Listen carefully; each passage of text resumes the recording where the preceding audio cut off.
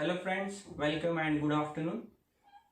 Now we shall solve one simple portal frame with stiffness matrix method using stiffness matrix method. In stiffness matrix method, our very first step is finding out kinematic indeterminacy of a structure. So let us see what is kinematic indeterminacy of this particular frame in details. As you can see, there are two members AB and BC and we have three number of joints. Let us assume that all these three joints are free. There are no supports. So if there are no supports, these three joints in space will be undergoing three actions. What are those three actions? One is horizontal displacement U, vertical displacement V, and a rotation theta. So there are 3 degrees of freedom for each joint in space, but this is applicable for either a beam or a column. When there is stress, only U and V are applicable, there is no theta. Okay, so as this is frame, we have 3 degrees of freedom if the joint is free. So how many number of joints are there? 3. A, B, C. So 3J. So what is 3J value for this frame? 9. 3 into 3, 9. Why? Because each joint is having 3 degrees of freedom without any support. But actually there are supports. So how many number of reactions will be there? This is fixed end, so 3. This is hinge support, so there are 2. So 3 plus 2, 5 number of reactions are there. Okay. So from this 9 we are going to subtract 5. Then even if these joints are subjected to vertical displacement, we are not going to consider these. If member is vertical or if member is horizontal, for horizontal member we are going to neglect horizontal displacement of the joints. For vertical members we are going to neglect vertical displacements of the joint. Why? Because these will be axial forces developed in the members, and we know in a flexural member axial forces are negligible. Okay, so here axial force we are going to neglect, here also we are going to neglect the axial force. So how many number of members are there? 2, wherein we are going to neglect axial forces. So you subtract 2 also from this. So in all we have 2 value. So this is nothing but kinematic indeterminacy of the frame. So this is our step number 1. Okay. Ki is 2. Ki is 2. So which are these 2 unknown displacements in this structure? Those are nothing but rotations of B and C. Okay, rotation of B, rotation of C, that is theta B and theta C. How did I arrive at only these 2 particular unknown displacement quantities? So if you see, support A is fixed, so these 3 values will be 0, so no question of these 3. Okay. Joint B, it is internal. Okay, so internal joint acts as hinge type of joint. So when hinge joint is there, there will be 2 reactions which will be restraining these 2 displacements. U and V will be 0 for this. So only rotation of B, theta is remaining, so theta B. For C, again it is hinge joint. Okay, hinge type of support has been provided. So again there will be 2 reactions induced here. So these 2 reactions will stop this joint to undergo horizontal translation as well as vertical translation. However, there will be rotation of C. So theta B and theta C are the 2 unknown displacement quantities. Simple. So we will give now numbering to these unknown displacement quantities. So assume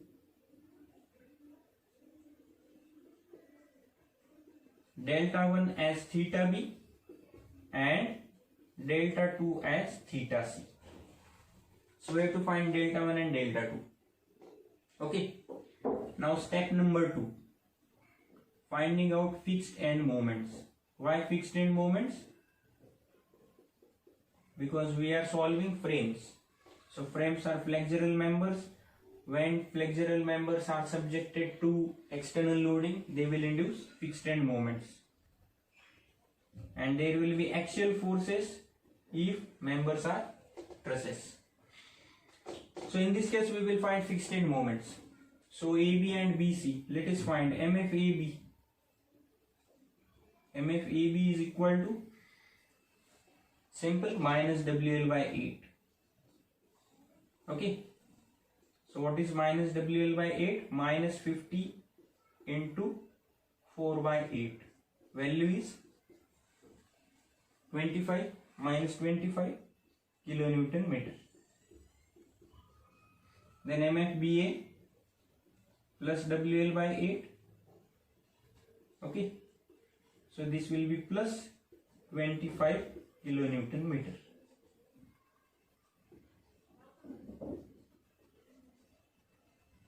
Then BC span MFBC. So it is minus WL square by 12. So it is minus 25 into 3 square upon 12. So what is the value? So it is minus 18.75.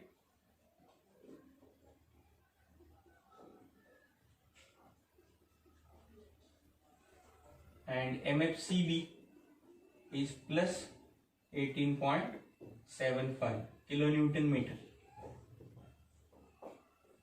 Now what we have to do? We have to find out PL values. What is PL value? PL value is summation of fixed end moments at unknown locations because of external loading. So PL1 is summation of fixed end moments at joint 1 due to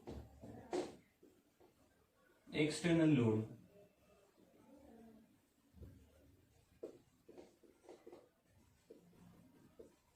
So these PL1 values will be fixed end moments if you have found moment values here. These will be forces if you have found forces here. So forces will be here when given diagram is truss. These values will be moments when given diagram is either beam or frame. Simple. So at 1, what is 1? Location B. So at B, we have to see what are fixed end moments. So one is MFBA, another is MFBC. So what are these values? BA value is 25, BC value minus 18.75. So how much is this? 25 minus 18.75, 6.25 kilonewton meter. PL2, what is PL2? Sum of fixed end moments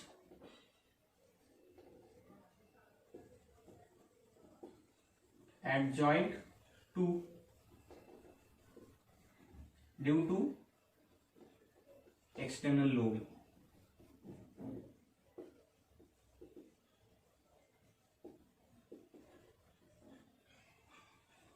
So where is 2? C, joint C. Joint C is our second location. So what is fixed end moment on C? MFCB. Okay, MFCB. So it is equal to 18.75 kilonewton meter.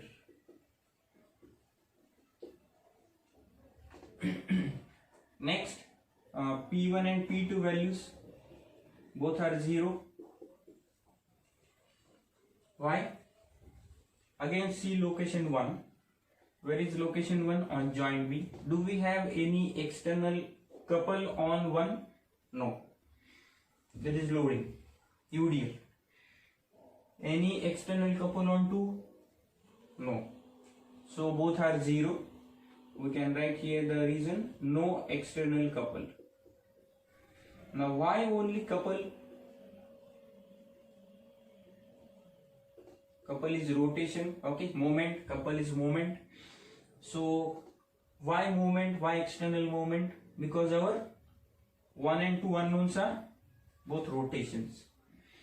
So if instead of this rotation, if there is linear displacement, you will have to look for external force. Instead of couple, you will have to look for external force on 1 and 2. If 1 and 2 unknowns are linear displacements. Here they are rotations, hence we are looking for any external couple.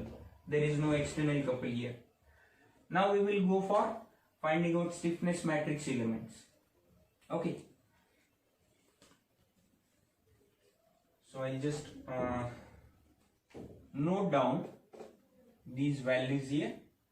Okay, PL1 I'll write 6.25, PL2 18.75, P1 P2 0. Okay, because these values will be required further. Now I'll rub this everything and we will go for next step. Now we have to form our stiffness matrix elements.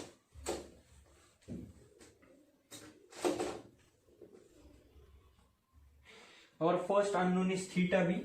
So what we will do is, we will first of all remove the external loading on the frame. We will make our first unknown as unit value and we will make our second unknown as 0. Okay. So our next step will be apply unit rotation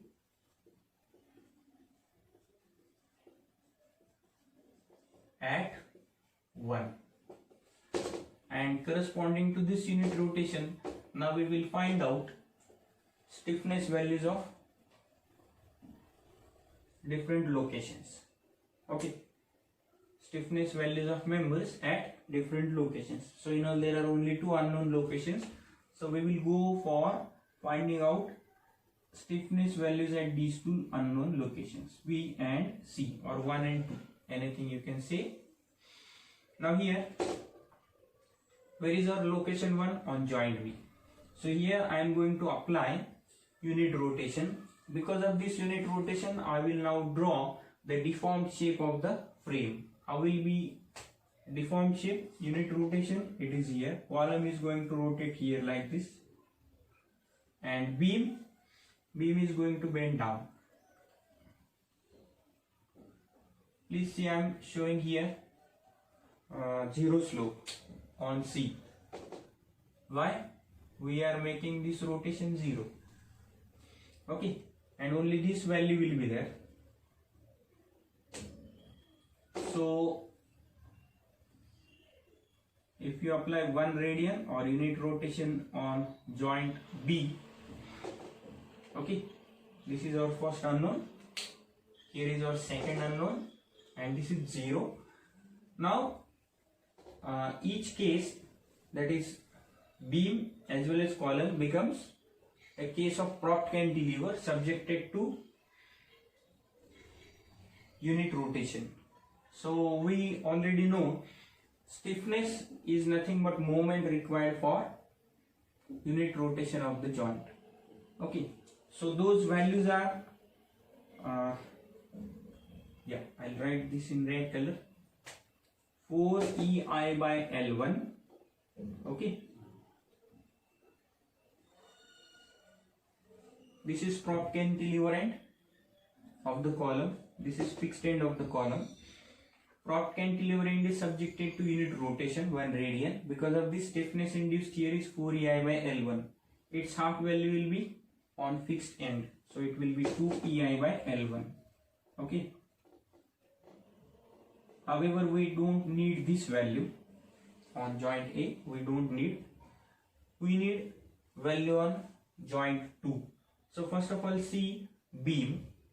Here when you are going to rotate joint 1 of the beam through unit value, what will be stiffness induced? It will be 4 EI by L2. What is L2? L2 is span of member BC. L1 is span of AB, height of column AB. So its half value will be induced here. Why? Because this is also becoming fixed one. Because theta C we have said 0. Okay. So this is 2 EI by L2. So now we will write K values here one by one. First value is K11. What is K11? K11 is, just shift this. K11 is moment at 1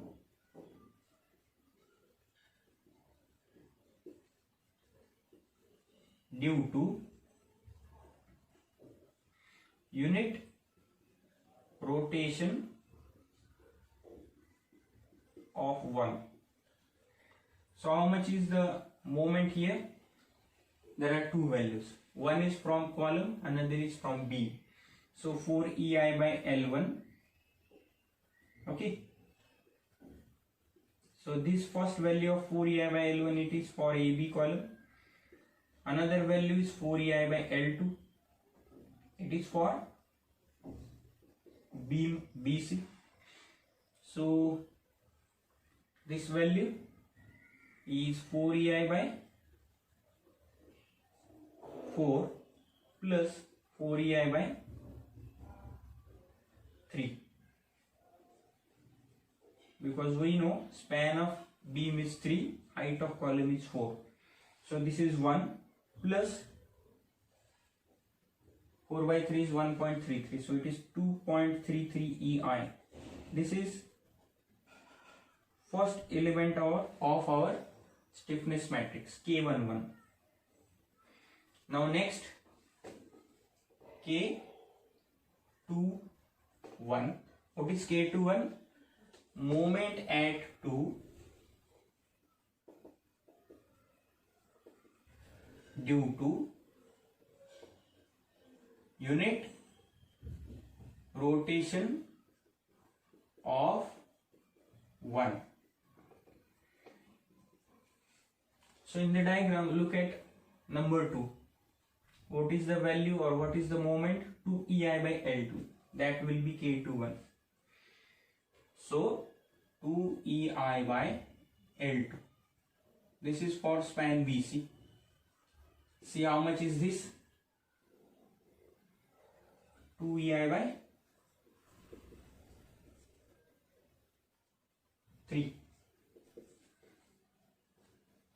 Correct? 2 EI by 3. So 2 by 3 is 0.67 EI.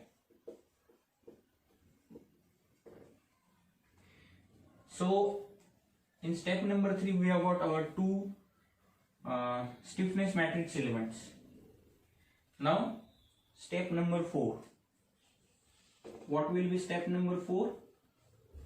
Now go to our second unknown, which is on location 2, which is theta C. Make this value 1 and make first unknown 0, theta B 0. So apply unit rotation at 2. So let us draw deformed shape.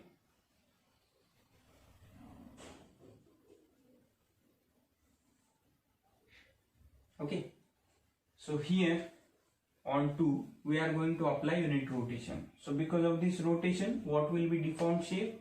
It will be something like this. Yeah. Here we are making 0, theta A 0, and this is our second location.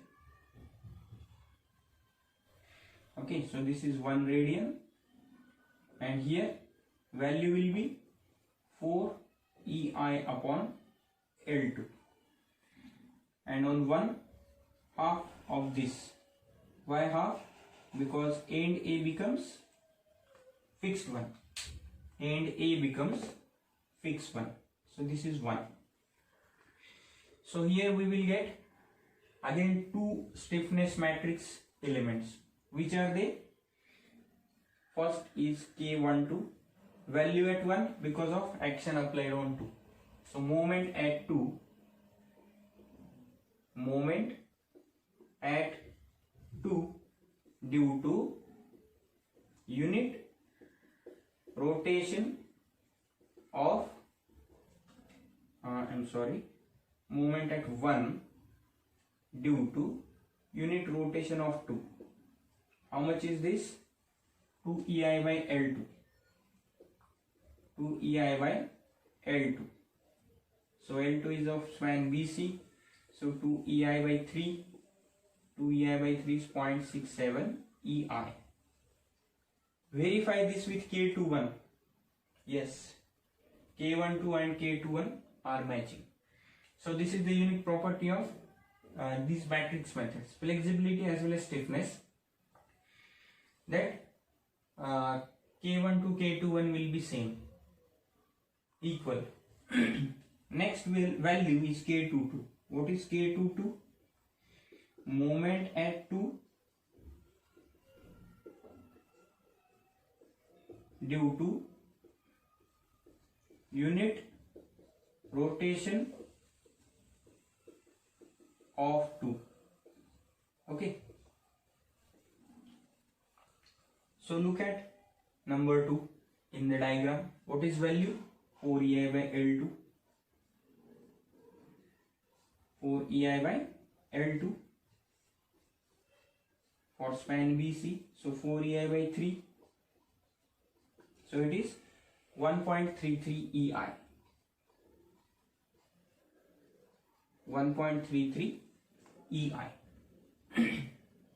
Now we have got all the values in the matrix. What is our matrix equation? Let us write first of all that matrix equation. So I will rub this again. So I will keep this value K11, okay, here on the bottom. So this is K11 and our equation is delta.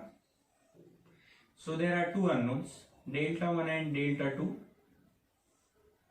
This is equal to inverse of the stiffness matrix K11,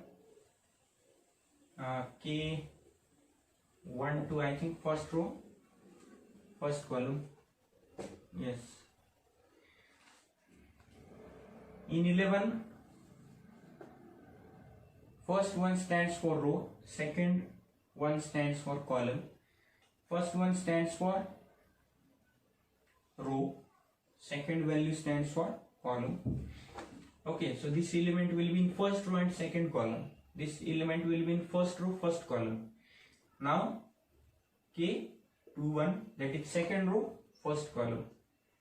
Next element, second row, second column. So inverse of this 2 by 2 matrix. P1, P2, which are external forces. So these can be couples of forces, linear forces. And this is PL1, PL2. PL1, PL2 is fixed in moments on joints 1 and 2. So substitute one by one the values. K11, 2.33 EI. K12, 0.67 EI. K21, 0.67 EI. K22, 1.33 EI. So inverse of this 2 by 2 matrix multiplied by P1, P2 0. We have noted them here. Minus PL1 is 6.25. PL2 is 18.75. Yeah. So now we have to solve this inverse. Okay. Let us solve now this inverse. How to solve the inverse? Solving 2 by 2 inverse is simple. So this EI will be common. If you take it outside, it will be 1 upon EI. Okay. Multiplied by determinant of the matrix. How to determine determinant of a 2 by 2 matrix? 2.33 into 1.33 minus 0.67 square. Multiplication of diagonal elements. Next, what will happen to these elements? Interchange of diagonal elements. So 2.33, it will be replaced by 1.33. 1.33 will be replaced by 2.33. The remaining two are as it is but with opposite sign. So minus 0.67 each value. Reverse their signs. Multiplied by, now this bracket, 0 minus 6.25, it becomes minus 6.25. 0 minus 18.75, value is minus 18.75. Okay. So this is EI.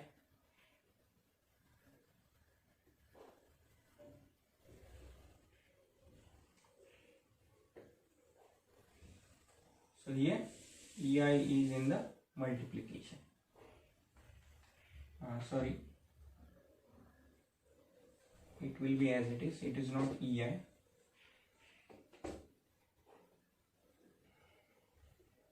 Okay. Now we have to find delta 1, delta 2.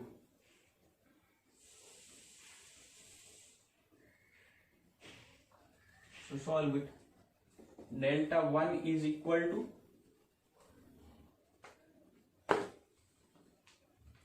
get the determinant value first. 2.33 into 1.33 minus 0.67 square. So it is 2.65. So 1 upon 2.65 EI into what?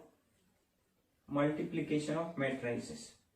So 1.33 into minus 0.65. So that will be minus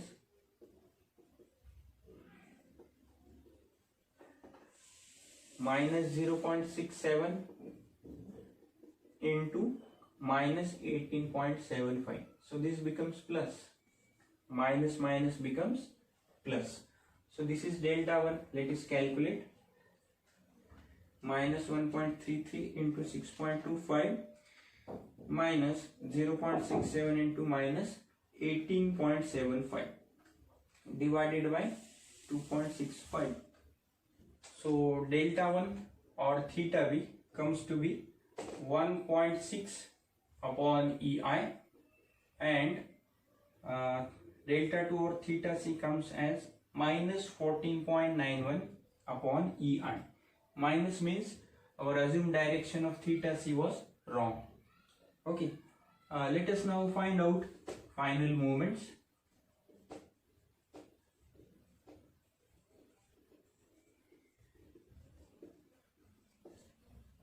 So MAB is, we have to use slope deflection equations.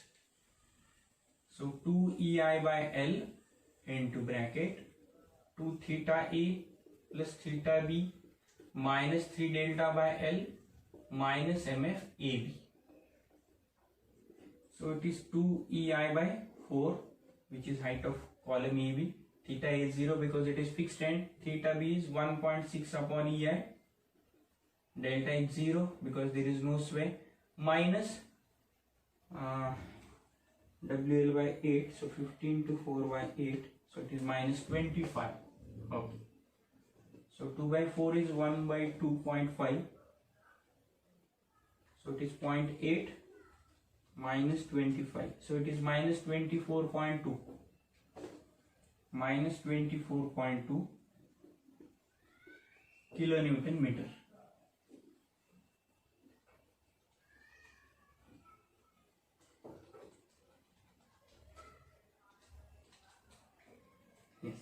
Then MBA, what is MBA?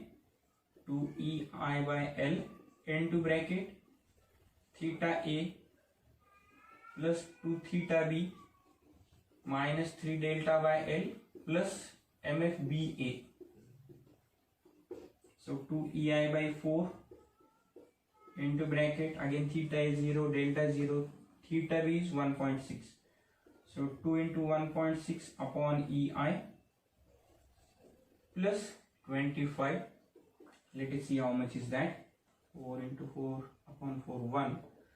So 1.6 plus 25, it is 26.5. 26.6 kilonewton meter. Then MBC. So it is 2EI by L into bracket 2 theta B plus theta C minus 3 delta by L minus MFBC. So it is 2EI by 3 into bracket 2 into 1.6 upon EI minus 14.91 upon EI. Delta is 0 minus MFBC 50 into 3 square by 12. So it is 25 into 3 square by 12 minus 18.75. So it is how much? Let us calculate.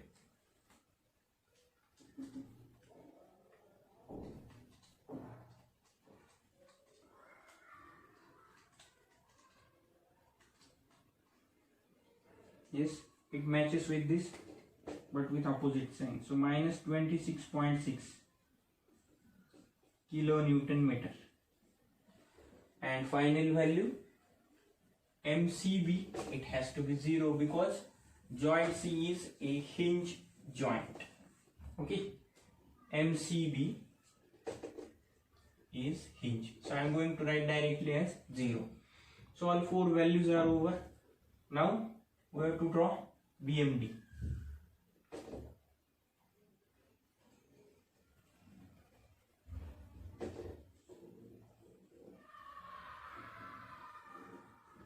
We'll just shift the diagram.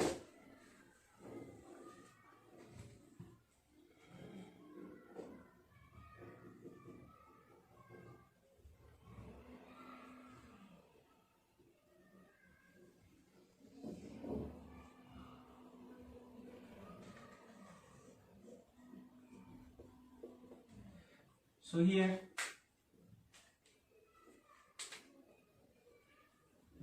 yes,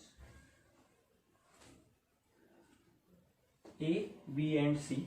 So on A, moment is anti-clockwise, so value I will mark here 24.2 kilonewton meter. Next 26.6 here clockwise, so I will mark here and here.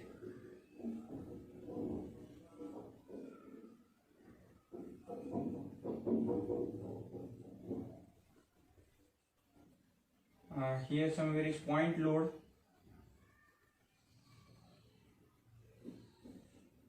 Okay, then UDL. So because of UDL, there will be point of 0 shear force and maximum value of bending moment here, and here at a height of 2 meters from bottom or top, point of 0 shear force will occur. So this will be your BMD on tension side. Final BMD.